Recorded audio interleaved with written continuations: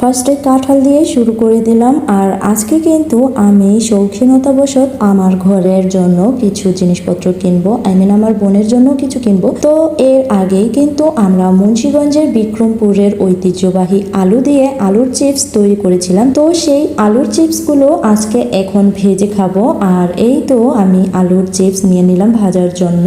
আর আলুর চিপসগুলো দেখেন কত সাদা সাদা হয়েছে। যারা এই আলুর চিপসগুলো পছন্দ করেন তারা অবশ্যই কমেন্ট বক্সে কমেন্ট করে জানাবেন। দেখেন কত সুন্দর হয়েছে আলুর চিপসগুলো। আর আমার কাছে কিন্তু দারুণ মজা লাগে এই আলুর চিপসগুলো। অনেকে একটু ভারী ভারী করে কাটে, আর আমি একটু পাতলা করে কেটেছিলাম, যার ফলে একেবারে পাতলা হয়েছে, মুখে দিলে একেবারে পাপড়ের মতো মিলে যায়। তো এখন একটু আম কেটে নিব। আর ফ্রিজের আম হলে তো কোনো কথাই নেই, একেবারে পরামটা যেমন জুড়িয়ে যায়। এরপরে কিন্তু কিছু পুরিসিঙ্গারা আনা হয়েছিল এবং সেগুলোই সবাই মিলে খাচ্ছিলাম। আর কাঁঠালগুলো দেখেন, কাঁঠালগুলো কিন্তু ফ্রিজের, আর কাঁঠালগুলো এখন যেমন হলুদ দেখাচ্ছে ঠিক তেমনই হলুদই দেখাচ্ছিল। সো হাই এভরিওয়ান, আসসালামু আলাইকুম। সবাই কেমন আছেন? আশা করি আল্লাহর অশেষ রহমতে অনেক ভালো আছেন। আমরাও অনেক ভালো আছি আলহামদুলিল্লাহ। আর আজকে কিন্তু আপনাদের সঙ্গে শেয়ার করে দিয়েছি আলুর চিপস ভেজে তারপরে খাওয়া, এবং আলুর চিপস তৈরি করা রেসিপি সবকিছুই কিন্তু আমার পেজে ভিডিও আকারে দেওয়া হয়েছে। আপনাদের দেখার সুবিধার্থে আপনারা চাইলে দেখে নিতে পারেন।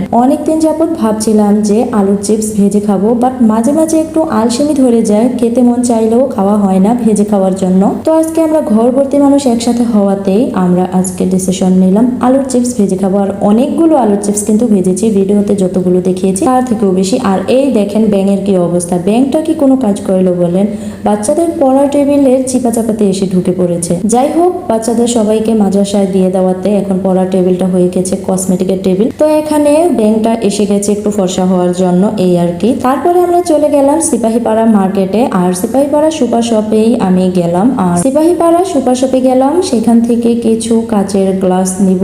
আর এই গ্লাসগুলো কিন্তু আমার খুব পছন্দ হয়েছে। আর এইখান থেকে আমি 2 সেট গ্লাস নিয়েছি, প্রতি সেটে 6 পিস করে 12 পিস আমি নিয়েছি। একটা নিয়েছি ছোট পিস আর অন্যগুলো নিয়েছি বড় পিস, মোট 12টা পিস নিয়েছি। তো যাই হোক, এখন আমি বাড়ির উদ্দেশ্যে রওনা হবো, এবং এই তো আমি বাড়িতে চলে আসলাম। আর আজকে কিন্তু আমার বাড়ির ভিডিও করতেছি না, আজকে কিন্তু আমি আমার বোনের বাড়িতে, আর সেইখানকার ক্লিপগুলোই আপনাদের সাথে শেয়ার করে দিলাম। আর ও রান্না বান্না করার জন্য কিন্তু তোড়জোড় করে দিচ্ছে। আর আজকে রান্না করা হবে গরুর মাংস। আর এইদিকে আলু কুচি দিয়ে কি যেন একটা করেছিল, বাট ভয়েস দেওয়ার সময় আমার মনে হচ্ছিল না কি রান্না করার জন্য এই আলু কুচি গুলো করছে। তো যাই হোক, আমরা মুন্সিগঞ্জের মানুষ, প্রতিদিন কিন্তু রেসিপিতে আলু না হলেই নয়। তো ভিডিওটা কেমন লাগলো অবশ্যই আপনারা কমেন্ট বক্সে কমেন্টস করে জানাতে পারেন। সবাই ভালো থাকবেন, সুস্থ থাকবেন, সাপোর্ট করবেন। আর ভিডিওতে কোনো ভুল হলে অবশ্যই সেটা কমেন্টস করে জানাবেন, যাতে আমি শুধরে নিতে পারি। আল্লাহ হাফেজ।